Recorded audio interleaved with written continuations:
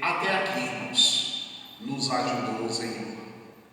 Você sabia que a expressão até aqui nos ajudou o Senhor, ela tem muito a ver com a expressão Ebenezer, até aqui nos ajudou o Senhor. Esse é exatamente o título da nossa mensagem hoje, em nome de Jesus. Eu quero que você abra a sua Bíblia no livro de 1 Samuel. 1 Samuel, capítulo de número 7. 1 Samuel, capítulo de número 7. Irmãos, durante toda a nossa vida, concorde você ou não, nós sempre vamos precisar de ajuda. É ou não é, irmãos? Sempre vamos precisar de ajuda. 1 Samuel capítulo 7, verso 12, diz assim a palavra do Senhor. Tomou então Samuel uma pedra e a pôs entre Mispa e Sem, e lhe chamou Ebenezer, e disse: até aqui nos ajudou o Senhor. Amém? E eu vou repetir esse texto da palavra novamente. Tomou então Samuel uma pedra e a pôs entre Mispa e Sem, e lhe chamou Ebenezer, e disse: até aqui nos ajudou o Senhor. Aleluia. Por isso que eu perguntei: Deus tem te ajudado? Deus tem sido com você?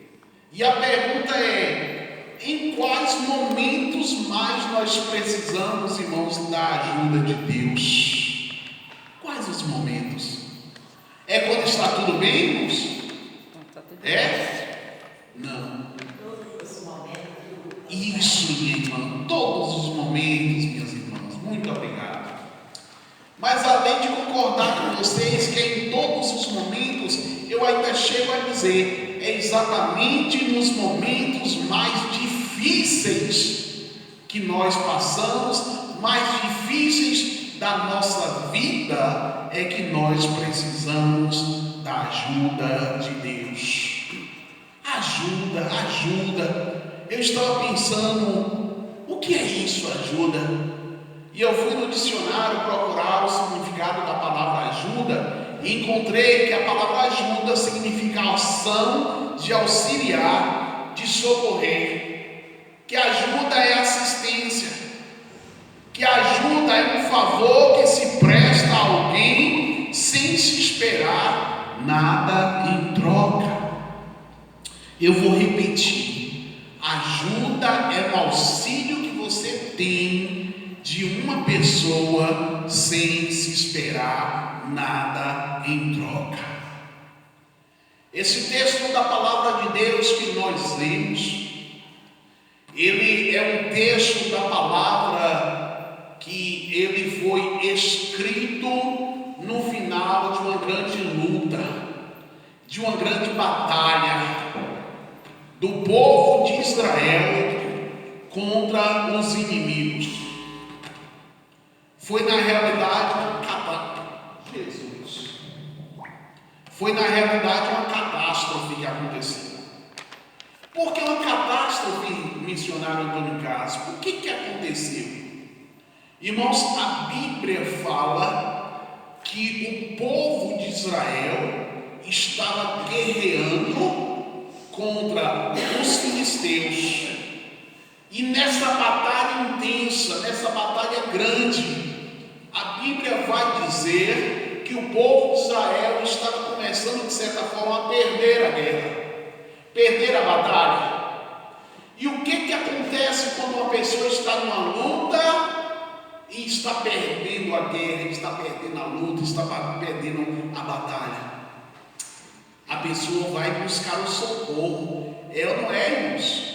Quando a gente está enfrentando uma luta, quando a gente está enfrentando uma dificuldade, e nós sentimos que nós vamos falhar, nós sentimos que nós vamos fracassar, nós sentimos que nós vamos ser derrotados, nós começamos a clamar a quem?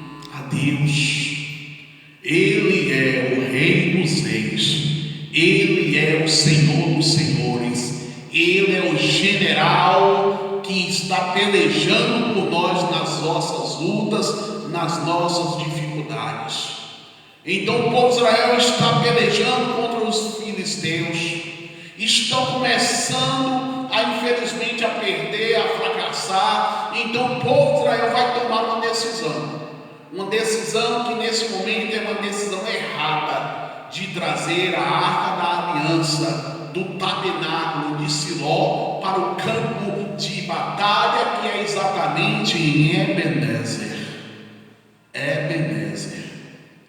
Por que a missionária tomou essa decisão? Porque o povo de Israel, irmãos, via na arca o símbolo da presença de Deus.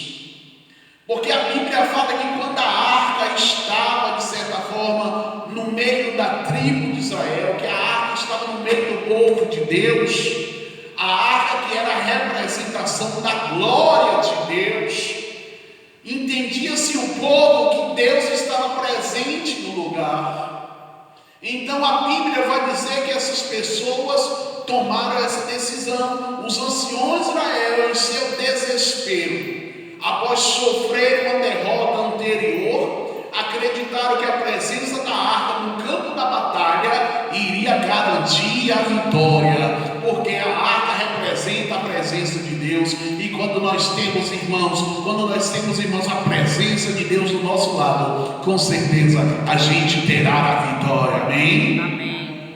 Mas o que acontece? Foi uma falsa confiança, irmãos.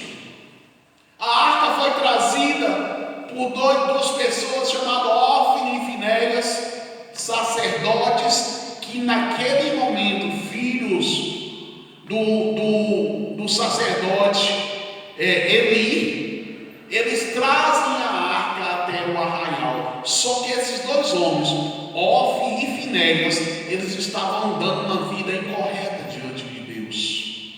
Então, quando a pessoa serve a Deus, confia no Senhor, mas não anda, irmãos, uma vida correta, significa o quê? Que há uma probabilidade muito grande de você não alcançar a vitória, de você não alcançar aquilo que você está esperando. E qual foi então o resultado? Foi exatamente o resultado mais devastador, porque os filisteus, eles vão capturar aquela arca. Os filisteus vão tomar do povo de Israel a arca que representa a presença de Deus. Eles vão tomar a arca de Deus e vai exatamente tirar a vida desses dois filhos de Arão, desses dois sacerdotes, Ofni e Finéias. Esses homens vão morrer ali. Infelizmente, como eu falei para os irmãos, eles não estavam vivendo uma vida santa diante do Senhor. Aqui nós aprendemos que para nós alcançarmos a vitória em nossa vida, não precisamos estar necessariamente com a arca perto de nós, mas é preciso que a gente tenha a presença dentro de nós, a presença de Deus. Apesar desse pânico inicial que os filisteus tiveram, por que, missionário, você está falando do pânico? Porque quando os filisteus não souberam que Ofni e Finéias tinham trazido a arca de Deus, que representa a presença de Deus, o que os filisteus pensou? Pronto, agora a gente está perdido, porque a presença de Deus está no meio do povo de Deus. E a Bíblia vai dizer que quando a arca chega, o povo celebra, o povo dá glória, porque pensaram que se a arca de Deus está entre nós agora, é certamente que nós vamos alcançar a vitória. Mas houve o resultado devastador. Ofni e Finéias vão morrer. Israel naquele momento foi esmagado, irmãos, pelos filisteus. Perderam naquele dia, não foi nenhum, nem dois, nem três, foi 30.000 soldados. 30.000 pessoas morreram naquela batalha. E o que aconteceu? Ofni e Finéias está morto neste momento. 30.000 soldados morrem. E ao saber da notícia, Eli, o sacerdote, que eram os pais de Ofni e Finéias, a Bíblia fala que Eli caiu para trás e morreu também.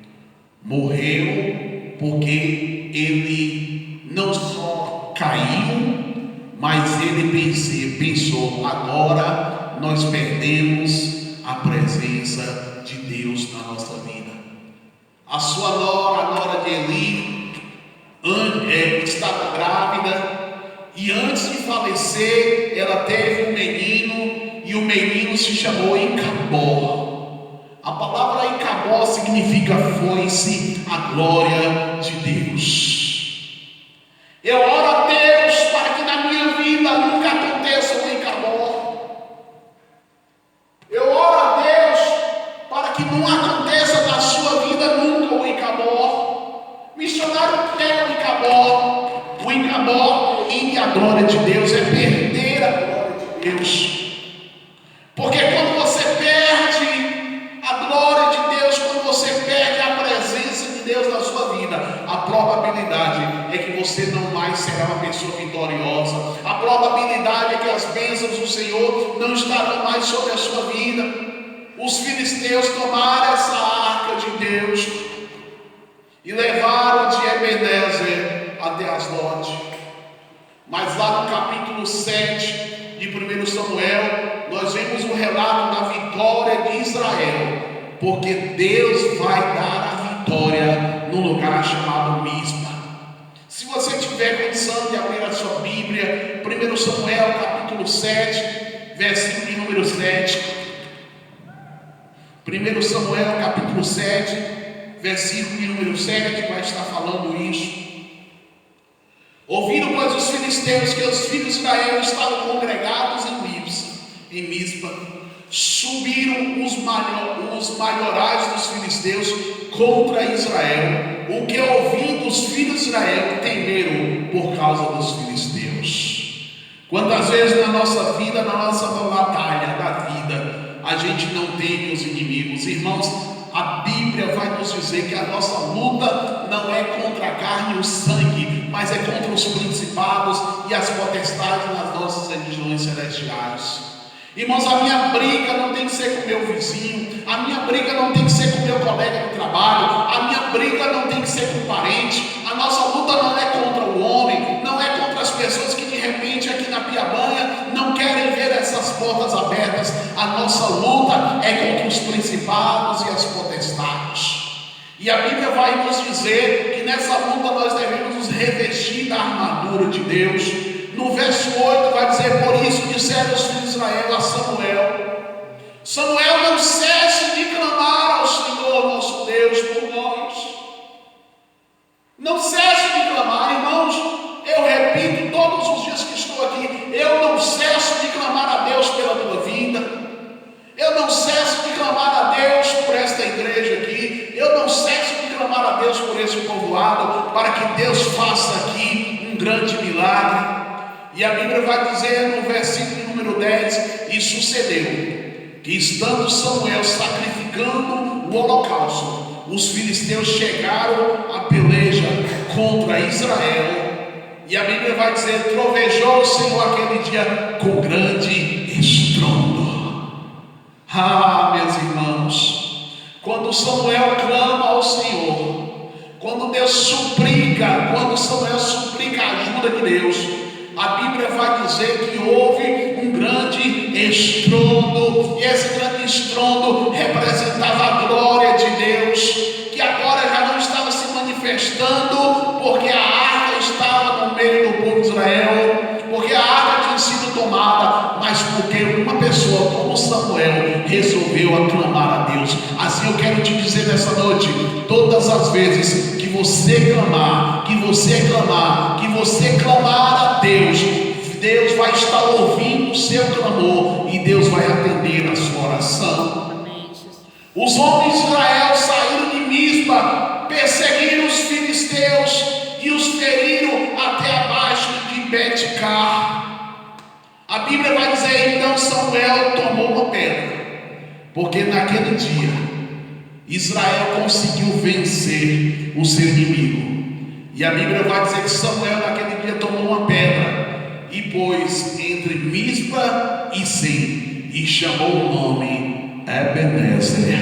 Até aqui nos ajudou o Senhor. Eu quero que você repita comigo: Ebenezer. Ebenezer. Vamos lá, Ebenezer. Ebenezer. Até aqui nos ajudou o Senhor. Eu quero te dizer nesta noite, meu Deus, que Deus está te ajudando. De repente você fala assim para mim: missionário, eu não estou vendo a ajuda de Deus, porque na minha família ainda está tendo muita destruição, porque na minha família ainda está tendo muita intriga, porque no meu local de trabalho eu não estou tendo paz, eu não estou tendo sossego, porque os meus filhos, os meus netos não foram ainda salvos. Mas eu quero te dizer, Ebenezer, até aqui nos ajudou o Senhor. Essa palavra hebraica literalmente significa pedra de ajuda. Eu não sei se os irmãos viram no slide que eu mandei para os irmãos hoje. Quem viu aqui o convite, que eu mandei um videozinho convidando os irmãos para o culto. O que tinha nesse vídeo? Uma pedra que vinha de onde? Do céu. E a pedra caía sobre a terra e chegava a aprofundar nas águas. A Bíblia diz, irmãos, que Jesus é a pedra angular, é a pedra de esquina. E a Bíblia fala que esta pedra vai destruir todos os nossos inimigos.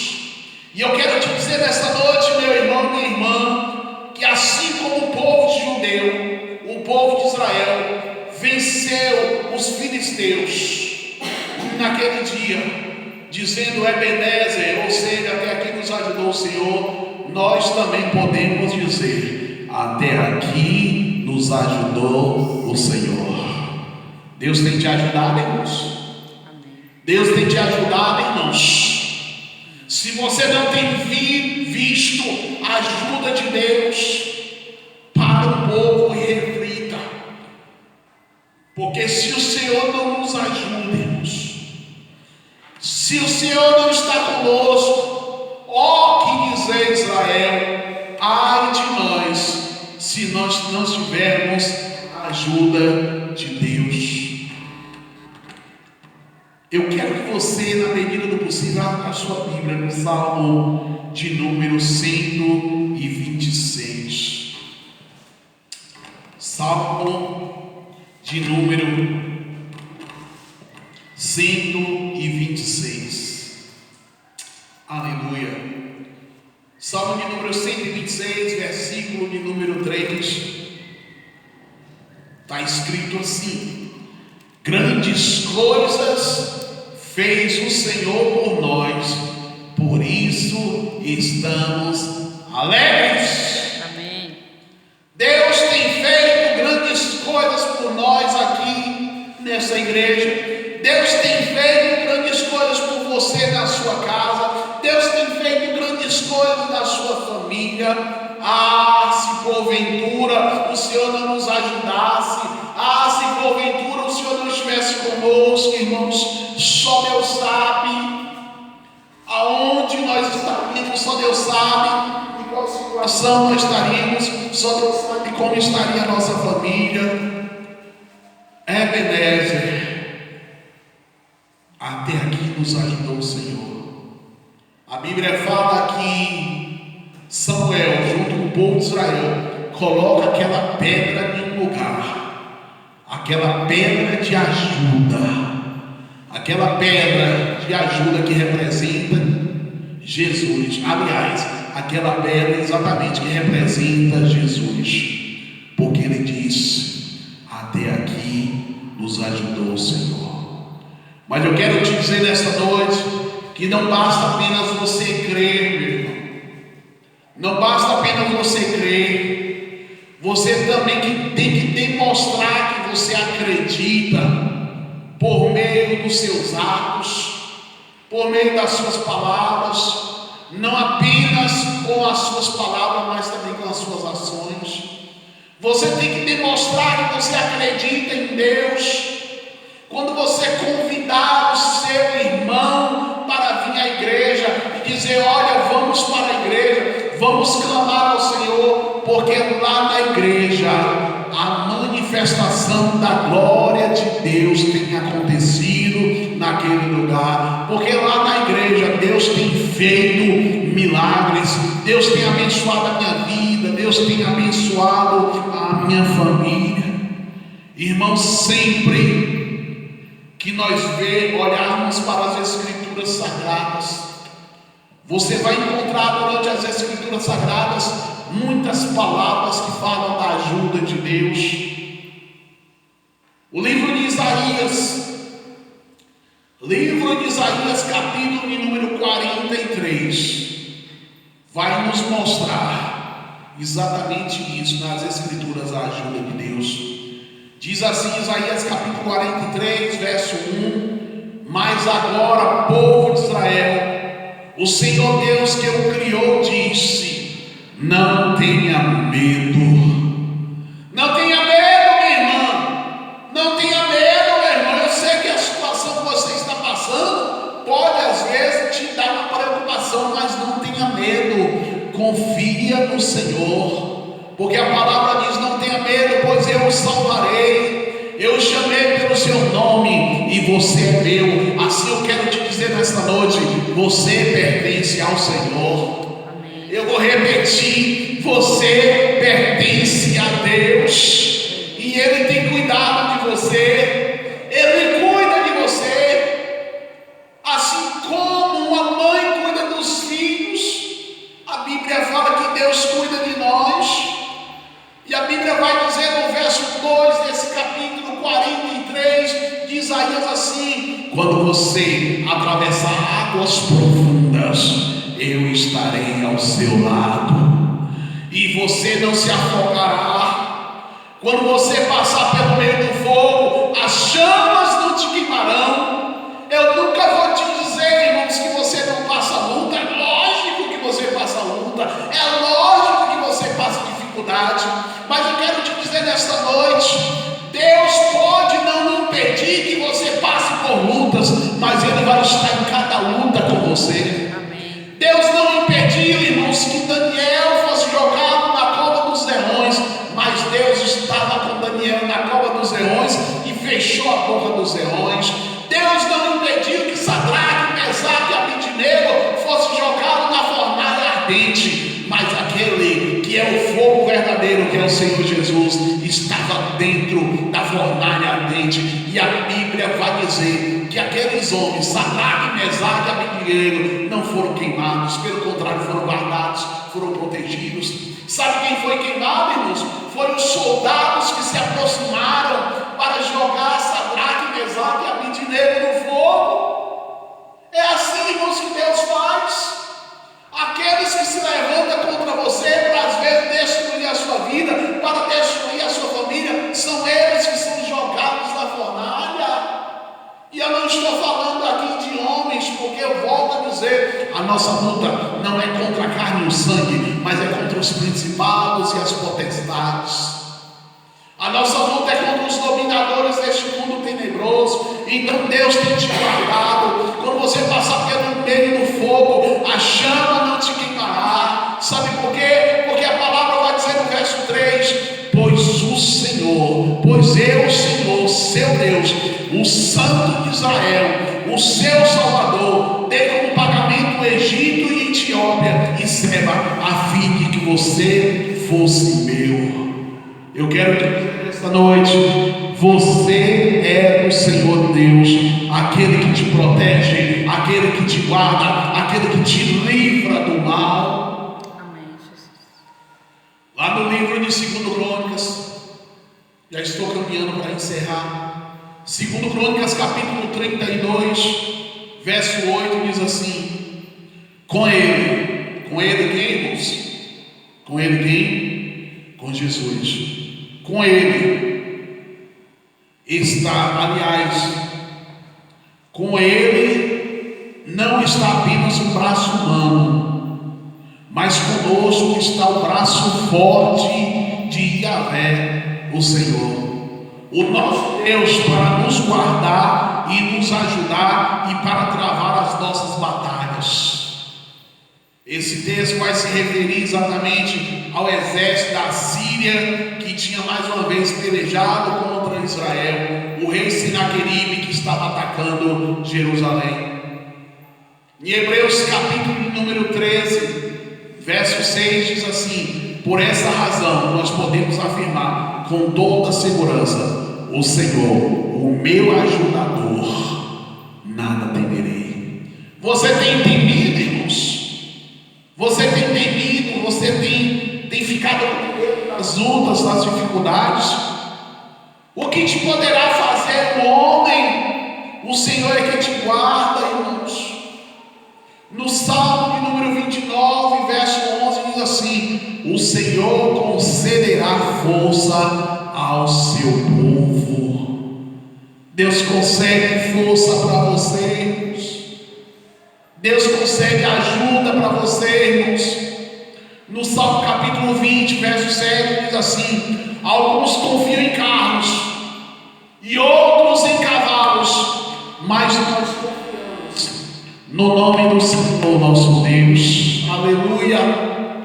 Uns confiam em carro, outros em cavalo, mas nós confiamos no nosso Deus, irmãos.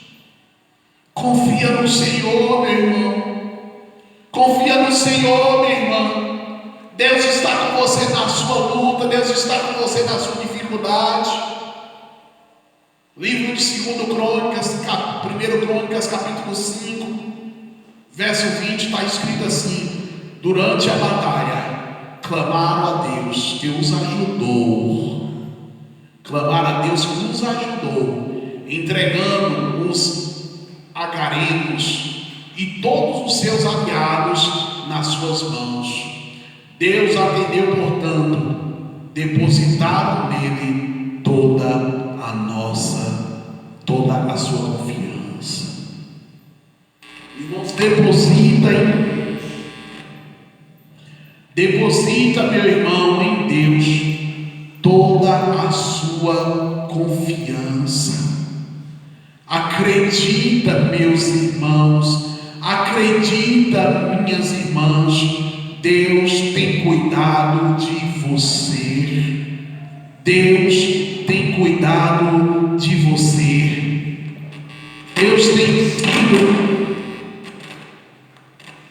Deus tem sido com você. Deus tem te ajudado, meu irmão. Deus tem te ajudado, minha irmã. Então confia no Senhor, confia no Senhor. Eu quero neste momento convidar você a se colocar de pé. Se coloque de pé em nome de Jesus. Se coloque de pé em nome de Jesus. Coloque a mão no teu coração e faça aquilo que a Bíblia diz: entrega. Entrega o seu caminho ao Senhor. Confia nele, e o mais vai falar por você. Eu não sei da sua luta, eu não sei da sua dificuldade.